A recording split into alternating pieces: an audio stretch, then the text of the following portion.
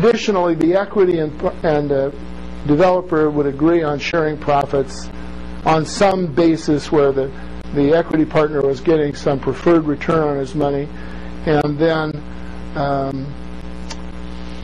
they would agree on subtracting those returns as split. In other words, if the money come out of the deal is $100,000, maybe the equity investor would get 10% or $100,000 or $10,000 of that right off the top. Then $90,000 is left. Maybe they would split that 75-25. Well, who's taking the biggest risk in this deal, the investor or the developer? Then why isn't the developer getting more money than the investor? Because he's got to raise the money, and the investor is always going to say, no, I should get the lion's share. And what's different about the waterfall is that people finally, developers and sponsors in general, finally wised up and said, no. Yeah, I agree with you. You should get, you're putting up real money. What I'm putting up is sweat equity. So you should get your money out before I get some significant dollars. Does that make sense? Yeah. Okay, but then I should get some significant dollars, don't you agree? So we will do it using the IRR, the internal rate of return waterfall method. And what that means, and I'm going to stop this part of the presentation, I'm going to stop using this deal because I do it differently.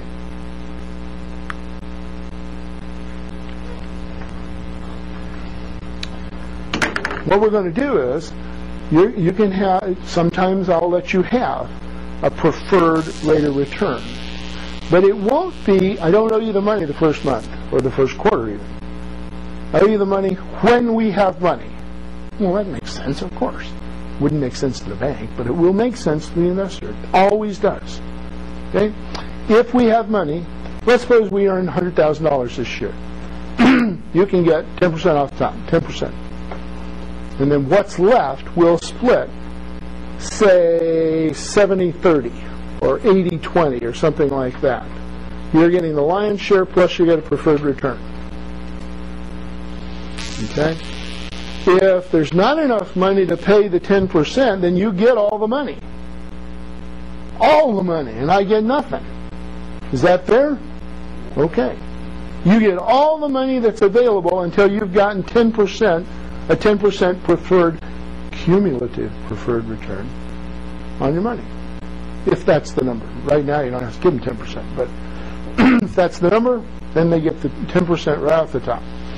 After that, you split according to what I call the first tier, according to the first thing that you agree to.